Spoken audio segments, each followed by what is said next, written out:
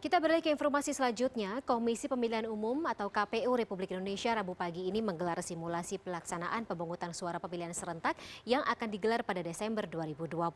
Simulasi ini digelar berkaitan dengan pelaksanaan pilkada serentak yang akan dilakukan dalam masa pandemi COVID-19, di mana ada protokol kesehatan yang harus disiapkan dan diterapkan baik oleh petugas di TPS maupun masyarakat yang masuk sebagai DPT. Sejak pukul 7 pagi waktu Indonesia Barat, Komisi Pemilihan Umum Republik Indonesia menggelar simulasi pelaksanaan pilkada serentak dengan protokol kesehatan. Hal ini dilakukan untuk mencegah terjadinya penularan COVID-19 di TPS yang akan dihadiri oleh banyak pemilih. Tempat cuci tangan, hand sanitizer, pelindung wajah, dan sarung tangan, serta pemeriksaan suhu akan menjadi pemandangan dan standar baru saat pelaksanaan pemilihan kepala daerah di 317.000 TPS se-Indonesia. Iya memang begitu, setiap pemilu kan begitu. Orang ngantri dimasukkan dalam TPS duduk.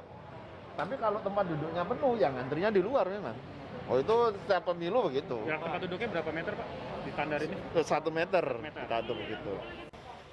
Sementara itu, Direktur Jenderal Pencegahan dan Pengendalian Penyakit Kementerian Kesehatan Ahmad Yuryanto meminta KPU untuk terus lakukan evaluasi dalam perencanaan penerapan protokol kesehatan di TPS saat penyelenggaraan Pilkada Serentak 2020.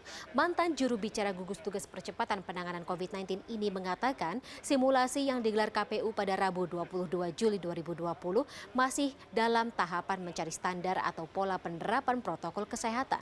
Salah satu hal yang ditekankan adalah minimalisir kontak fisik antara petugas di TPS dengan para pemilih, petugas dengan petugas, serta pemilih dengan pemilih lainnya.